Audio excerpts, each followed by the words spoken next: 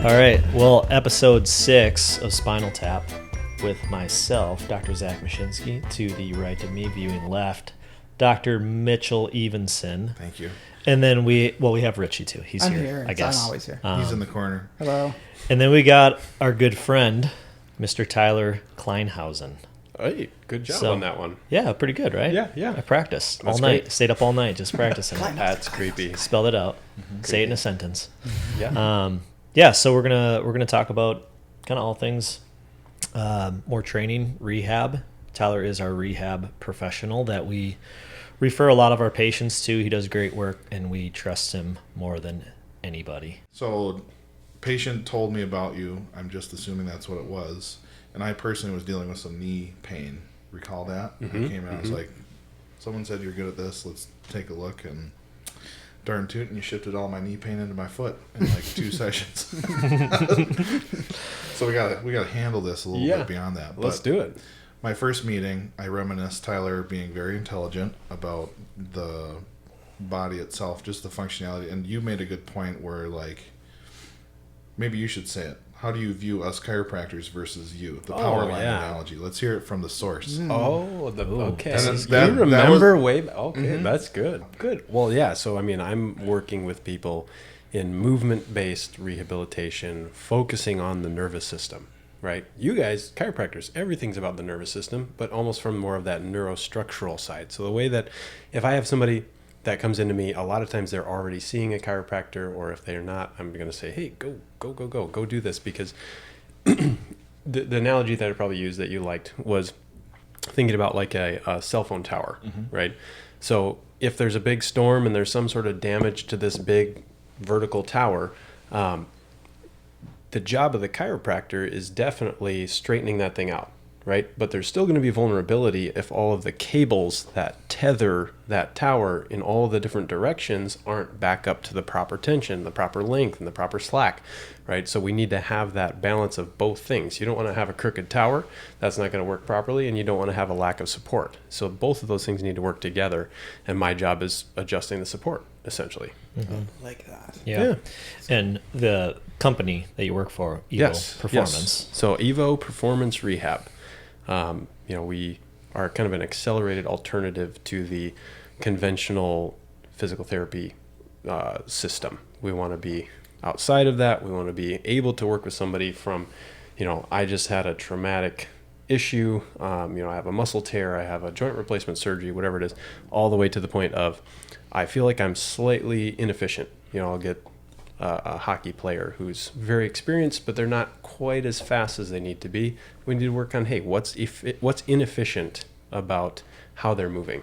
And we need to kind of work from both ends of the spectrum, but the nervous system is really the key that connects all of those things.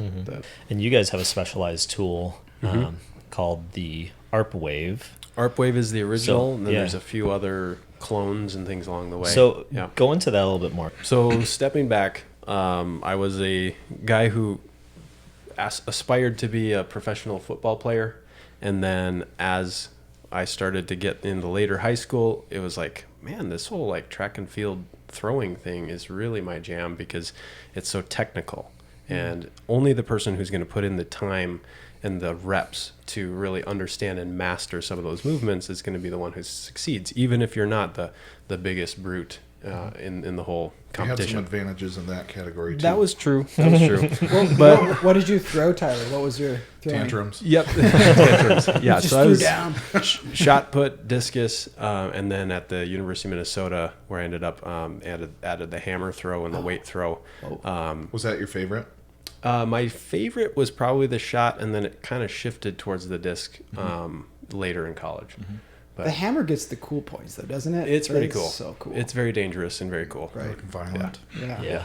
Yes. But so basically, like, I'm like strength and technique was like my jam. And so coming up through and having the opportunity, studying kinesiology at the University of Minnesota and competing on the Gopher track team, those things I was orienting myself towards going to physical therapy school, and then got into more and more shadowing and things like that, and just got a little bit less enthusiastic about it because a lot of it was done in larger clinics or like a very insurance dependent model, or people are coming out of surgeries or elderly populations. And sometimes things were not done comprehensively enough to the way that I would want to do it. Maybe not specific to the patient. Yeah, it's kind of like a protocol based, like this is what a lot they of do. what I was seeing. Insurance is going to cover this.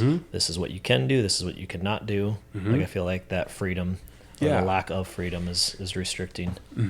And so we were at that. I was at that point, getting towards my senior year of college. Had needed one more internship. My then girlfriend, now wife, was a year ahead of me, working with a hockey organization and their company. So I had stepped in as a director of strength and conditioning, but I was still a college senior, basically.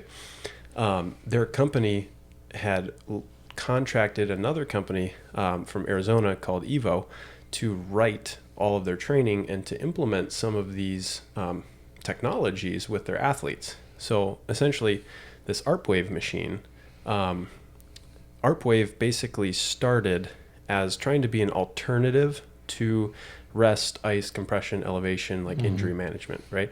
How can we do this faster, better, and orient the body itself towards what it's really capable of? Because you need a knee surgery, rest isn't necessarily the best idea. Yeah. Ice isn't necessarily the best idea for a long time. Compression, okay, in and out and whatever. Elevation, okay, in and out. But it's not full spectrum, orienting towards getting somebody back to 100%. Yeah. Right? So what ARPWave did was basically, how do we use the body's natural language, electricity, right? How do we use electricity to influence brain muscle behavior? And how can we not just create these like shortening spasm contractions? Yeah. How do we create signaling that facilitates tight, spasmed, protective, guarded muscles getting the opportunity to eccentrically lengthen? And kind of what you're referring to, not just contract, like for people watching this, would be like an electrical stimulation. Yes. Right. Which everybody kind of knows about. People ask us that all the time. Like, oh, do you guys do electrical stim? And we're like, Yeah. Here are some other better options, right? Yeah, because the conventional use of electrical stimulus, like there's a TENS unit, which is, hey, I'm just going to do an electro Advil, right? I'm going to block some pain Great for signaling pain. in an area, Yep. and good, but temporary, Yep. right? Or else there's other, interferential and NMES and different applications where you're just working on moving blood flow, getting some drainage of waste and things like that.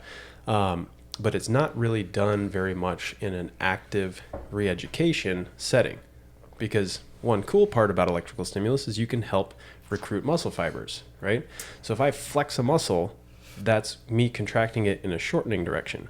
But what happens in the opposite, if I contract my bicep here, my tricep needs to lengthen in proportion to that. And when I have something like an ankle sprain, for instance, my muscles get overlapping contractile signals and lots of things are trying to stay short at the same time. Yeah. That's where things like limping and what we call compensation comes from. So to kind of fast forward, hey, what was ARPWave trying to do? They're trying to say, how do we use an external source to get in there and try to speak this same movement language to get things that are shortened up, spasmed up, and retrain the ability for them to lengthen and go back towards normal length and tension relationship. Yeah. But just to kind of finish the little how'd you come about story is basically, okay, I had this experience of physical therapy myself. I had a history of shoulder, rotator cuff stuff, and then coming through athletics and coming through all of this physical therapy shadowing, I got a chance through this hockey place to start seeing, oh, hey, wow, I went and worked with this guy who helped develop this technique, and this person walked in hunched over in huge pain in their back, and told some of their story, and none of these people had been able to help them. And they went through this process that looked like very different and actually pretty intense. And that allowed that person to, like 10 minutes later, walk out completely differently than they walked in. And something with me just said, that is much more of what I believe the body's capable of. Sure. You guys see it all the time. You make the right adjustment and the body makes those changes and it adapts, and it can be like a light bulb. Yeah. And if people have the expectation of, oh yeah, I had this surgery or whatever it is, and I'm going to be able to go on walks again, but I'm going to give up hiking, or I'm going to give up, a certain level of workout or sport or whatever it is. That doesn't sit well with me. Right. I always believe 100% that the human is miraculous. So Yeah. so that's the kind of the story. Wow. So ARPWave, doing things differently, but trying to use the body's electrical language to help influence things. No medications, Yeah. no surgeries, no like major stressful things. You're just Heal from the using inside. signaling to help influence muscle pattern behavior. Yep. So, Yeah, which is super cool. Heal Yeah, from the inside. I mean, exactly. it's a goal. And what's your side effects? You get tired and increased appetite. I like both of those. Sounds Yeah, like it's like sounds- training too. sounds It's like- like you can be sore. There's some of that. And Yes. just sounds like weed. I don't know what you're talking about. CBD. Oh yes.